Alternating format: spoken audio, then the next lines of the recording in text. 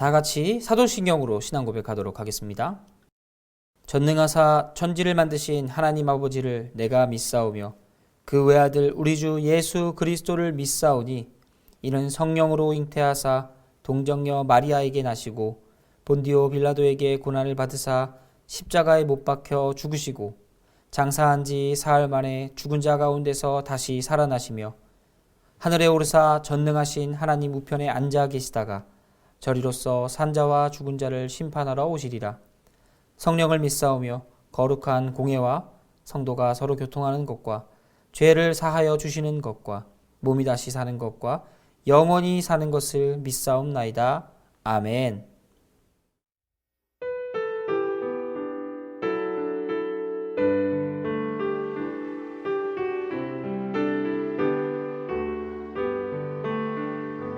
주 없이 살 수 없네 죄인의 구주여 그 귀한 보배 피로 날 구속하소서 구주의 사랑으로 흘리신 보혈이 내 소망 나의 위로 내 영광 됩니다. 주 없이 살 수 없네 나 혼자 못 살이 힘없고 부족하며 지혜도 없도다. 내 주는 나의 생명 또 나의 힘이라 주님을 의지하여 지혜를 얻으리. 주 없이 살 수 없네 내 주는 아신다. 내 영의 깊은 안구 마음의 소원은 주밖에 나의 마음 이알아주리요.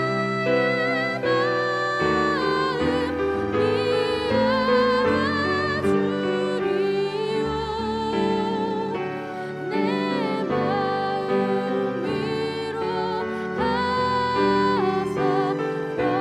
영원케 하시네. 주 없이 살 수 없네 세월이 흐르고 이 깊은 고독 속에 내 생명 끝나도 사나운 풍랑일 때 날 지켜주시니 내 곁에 계신 주님 늘 힘이 됩니다.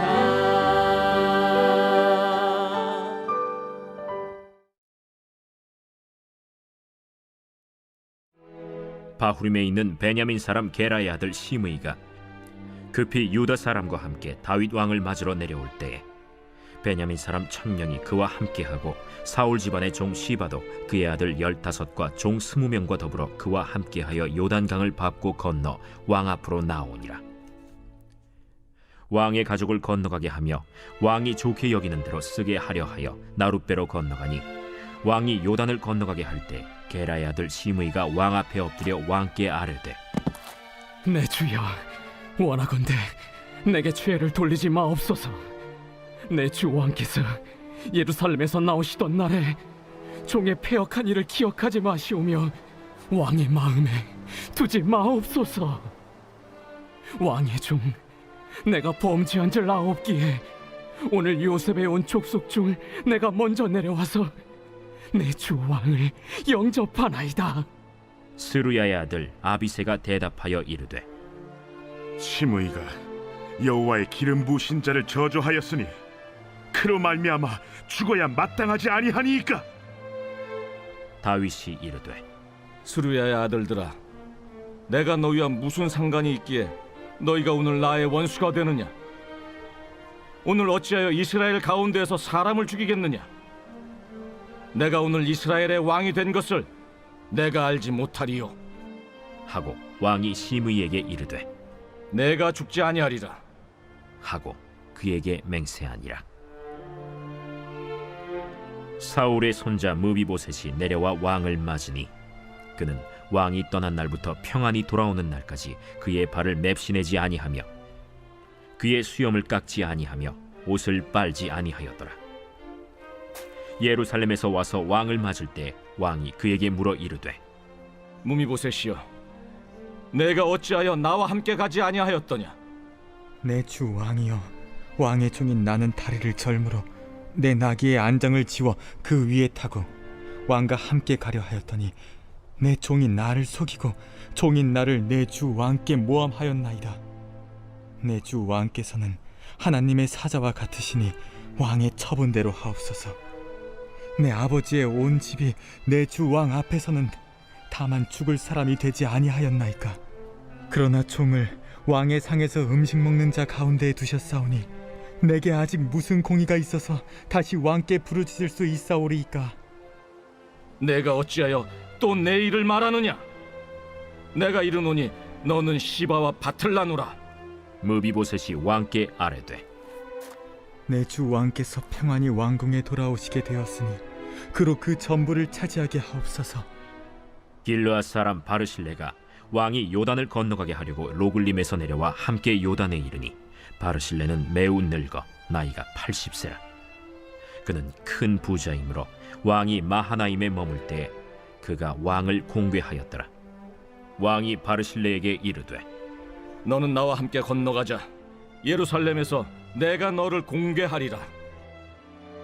내 생명의 날이 얼마나 있어없기에 어찌 왕과 함께 예루살렘으로 올라가리이까. 내 나이가 이제 80세라 어떻게 좋고 흉한 것을 분간할 수 있사오며 음식의 맛을 알 수 있사오리이까. 이 종이 어떻게 다시 노래하는 남자나 여인의 소리를 알아들을 수 있사오리이까. 어찌하여 종이 내 주 왕께 아직도 누를 끼치리이까. 당신의 종은 왕을 모시고 요단을 건너려는 것뿐이거늘 왕께서 어찌하여 이 같은 상으로 내게 갚으려 하시나이까. 청하건대 당신의 종을 돌려보내옵소서. 내가 내 고향 부모의 묘 곁에서 죽으려 하나이다. 그러나 왕의 종 기맘이 여기 있사오니 청하건대 그가 내 주 왕과 함께 건너가게 하시옵고 왕의 처분대로 그에게 베푸소서. 김함이 나와 함께 건너가리니 나는 내가 좋아하는 대로 그에게 베풀겠고 또 내가 내게 구하는 것은 다 너를 위하여 시행하리라. 백성이 다 요단을 건너매 왕도 건너가서 왕이 바르실레에게 입을 맞추고 그에게 복을 비니 그가 자기 곳으로 돌아가니라. 다윗은 압살롬과의 전투에서 승리하게 됩니다. 그리고 돌아가는 복귀 여정 속에서 과거 다윗과 연관되었던 세 사람을 만나게 되죠.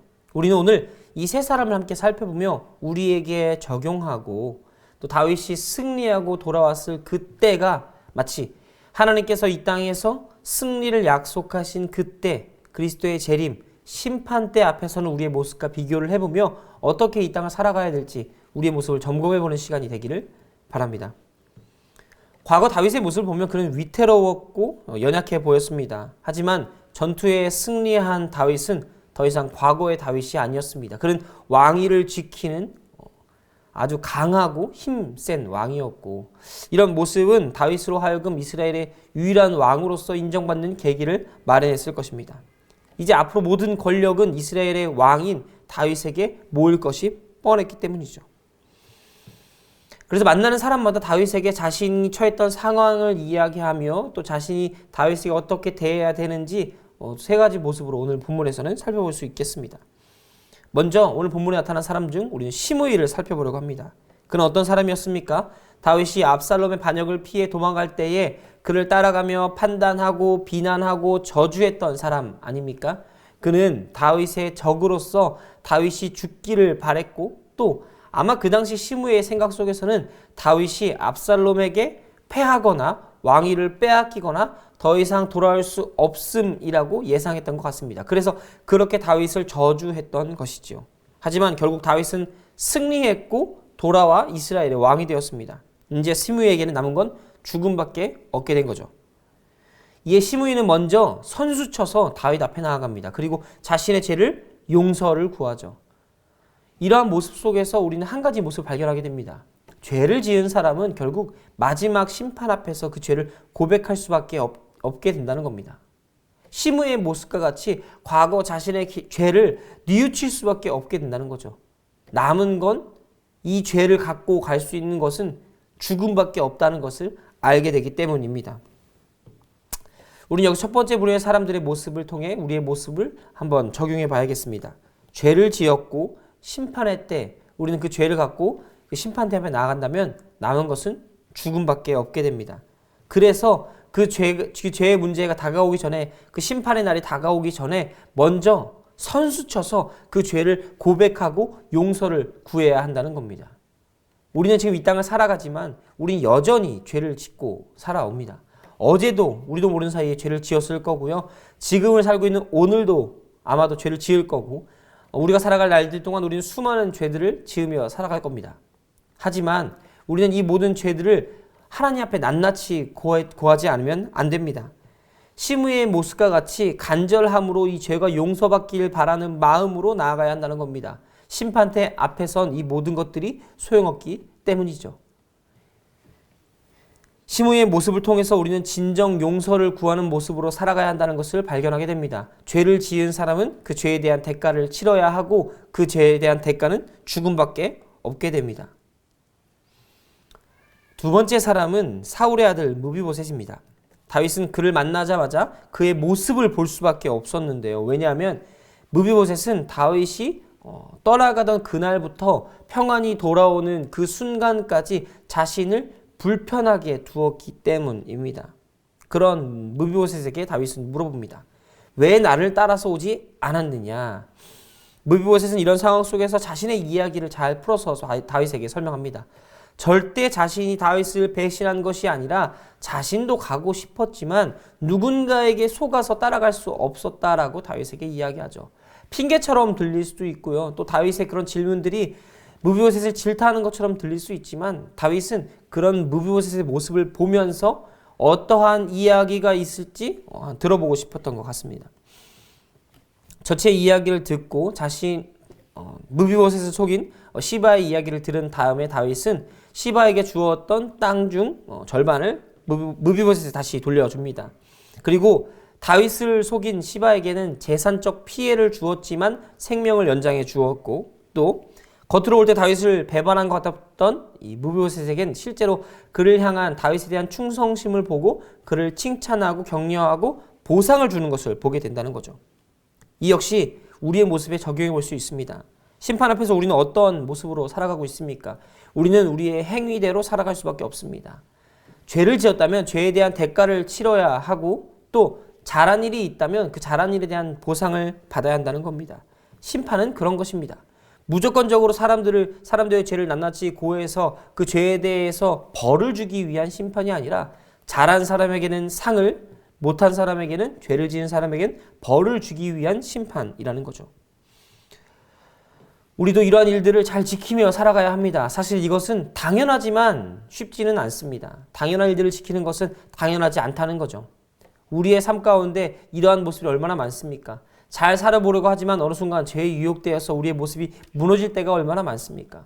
우리는 그때마다 다시 한번 일어나서 우리의 모습이 바른 길로 갈 수 있도록 우리를 생각해야 됩니다. 비록 때는 늦었을지라도 후회할 수는 있을지라도 여전히 우리를 기다리고 있는 그 하나님 앞으로 나아가기 전에 우리는 우리의 모습을 잘 정돈하고 우리의 모습을 하나님께 드릴 수 있도록 잘 준비해야 할 것입니다. 마지막 사람은 길앗 사람 바르실레입니다. 그는 다윗이 마하나임에 머물 때 그를 대접했던 사람이죠. 마하나임의 다윗이 압살롬 피해 도망가 있을 그때에 그 마하나임에서 다윗을 대접했던 사람이라는 겁니다.